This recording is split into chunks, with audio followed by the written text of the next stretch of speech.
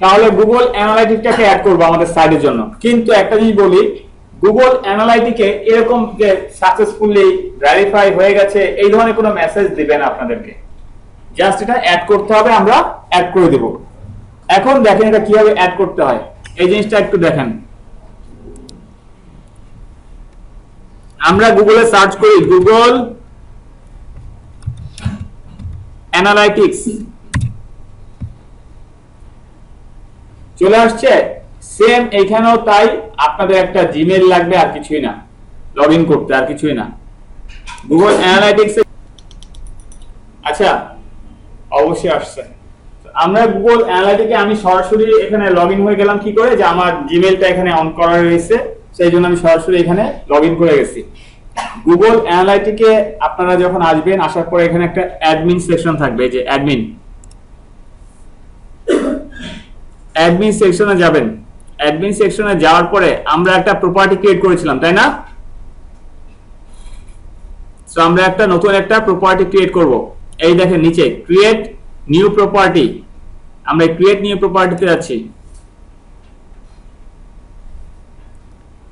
এখানে বলছে ওয়েবসাইটের নেম, এটা জাস্ট ফর্মালি আপনি নাম দিয়ে রাখলেন আর কি।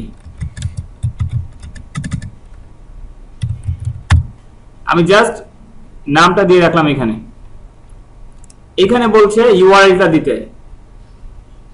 আমি এখন আমার সাইডে যাই, কপি করলাম। এখানে কিন্তু আমি পুরো ইউআরএলটাই দিব, ঠিক আছে? যে আমি যেহেতু চাচ্ছি ডাব্লিউপি সহ, এখানে আমি ওইভাবেই করে দিব।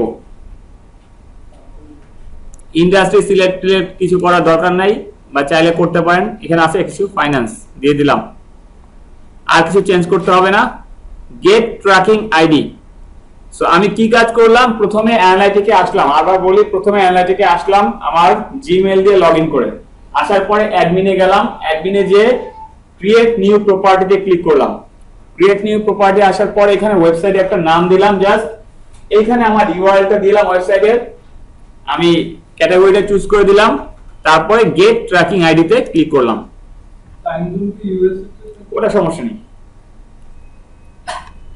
গেট ট্র্যাকিং আইডিতে ক্লিক করার পরে দেখেন এ আমাকে একটা ট্র্যাকিং আইডি দিয়েছে না? এই যে একটা আইডি দিয়েছে ইউএ, এইটা হচ্ছে আমার ট্র্যাকিং আইডি। এখন আপনি চাইলে এই ট্র্যাকিং আইডিটা ইউজ করে একটা প্লাগইনের মাধ্যমে ওয়েবমাস্টার ওই কি বলে ওয়ার্ডপ্রেসের সাথে অ্যানালাইটিকটা অ্যাড করতে পারেন, অথবা এই যে একটা স্ক্রিপ্ট দিয়েছে এই স্ক্রিপ্টে অ্যাড করেও আপনি কাজ করতে পারেন। এটা হচ্ছে আপনার উপর ডিপেন্ড করে, এটা আপনার ইচ্ছা, আপনি যেটা খুশি সেটা করতে পারেন। আমরা এখানে দুইটা ওয়ে এখানে আমি দেখাচ্ছি না, কারণ দুইটা ওয়েতে আমি যেতে যাচ্ছি না। প্লাগইনেরটা সবাই পারবেন, কোডিংয়েরটা দিয়ে দেখাচ্ছি। কারণ প্লাগইনেরটা বলে দেই, ইয়োস্ট অ্যানালাইটিক একটা প্লাগইন আছে। ইয়োস্ট অ্যানালাইটিক যে প্লাগইনটা আছে ইয়োস্টের, ওইটা আপনারা ইউজ করতে পারবেন। সো এইখানে জাস্ট ওই প্লাগইনে যে এই কোডটা দিয়ে দিলেই ওই যে আমরা যেটা করেছিলাম সার্চ কনসোল যেভাবে করেছি সেম এভাবে করে অ্যাড হয়ে যাবে। আমি এটা এই কোডটা নিয়ে করব। কোডটাই কপি করলাম। কপি করার পরে আমি আমার ড্যাশবোর্ডে চলে আসলাম। ড্যাশবোর্ডে আসার পরে এখান থেকে আমি কোথায় যাব বলেন? অ্যাপিয়ারেন্স থেকে এডিটরে। এডিটরে গিয়ে কি খুঁজবো? কেন না, এইটাকে এখানে কি বলেছে একটু দেখেন।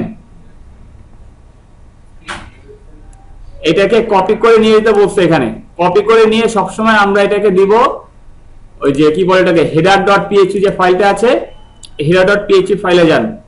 কই গেল সেটা?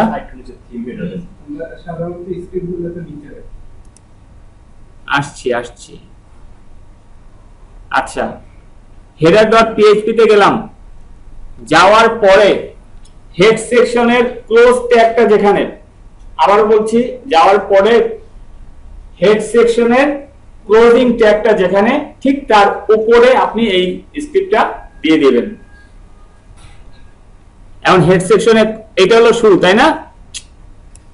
হেড সেকশনে শুরু হচ্ছে এখানে, আর শেষ কোথায় দেখেন, খোঁজ করেন। এই যে শেষ না, আচ্ছা এখানে যেহেতু শেষ আমি এখানে নিচে কেন হেড সেকশন শেষ যেখানে হয়েছে এর উপরে, হেড ট্যাগ শেষের উপরে মানে হেডের মধ্যে থাকবে, হেড ট্যাগ শেষের একটু উপরে আমি দিয়ে দিলাম।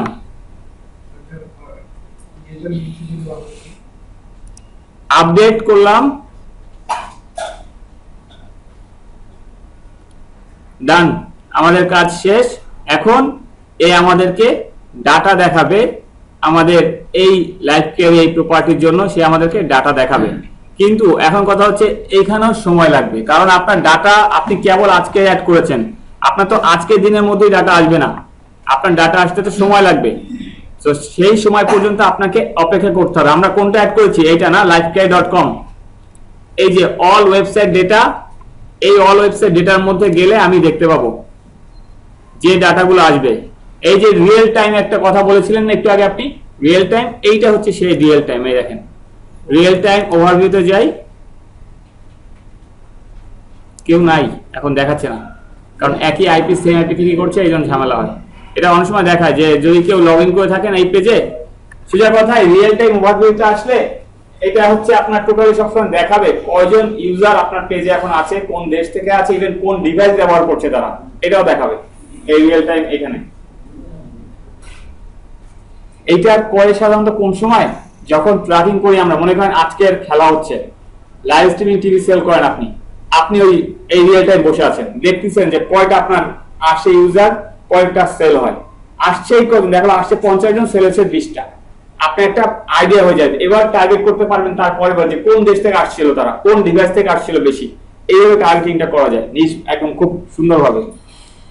আপনি রিয়েল টাইম ইউজার থেকে অনেক ইনফরমেশন পেতে পারেন। এখন এই ইনফরমেশন কিছুই পাবো না আমরা, কারণ এখন আমরা কেবল অ্যাড করলাম সাইট। ভিজিটর দেখার জন্য আর 12 জন তাইলে লাভ নেই, এইটাই বেস্ট। আচ্ছা হ্যাঁ, গুগল অ্যানালাইটিক্স কাজই হচ্ছে এটা। এখন আমরা আজকে কেবল অন করেছি, এইটাকে দুটো দিন সময় দেবো আমরা, সময় দেওয়ার পরে আমরা তারপর ডাটা জেনারেট হলে তখন এটা নিয়ে অ্যানালাইসিস করবো আমরা, যে কি ডাটা আসলো, কিভাবে আসলো, কোন ডাটার কোন ভ্যালু, এগুলো আমরা পরবর্তীতে অ্যানালাইসিস করে দেখবো। ঠিক আছে, তো আমরা আজকের আমাদের সাইটের ওপেনিং করলাম, সাইটটাকে অন করে দিয়েছি এবং সাইটটাকে গুগল ওয়েবমাস্টার এবং অ্যানালাইটিকে অ্যাড করে দিয়েছি।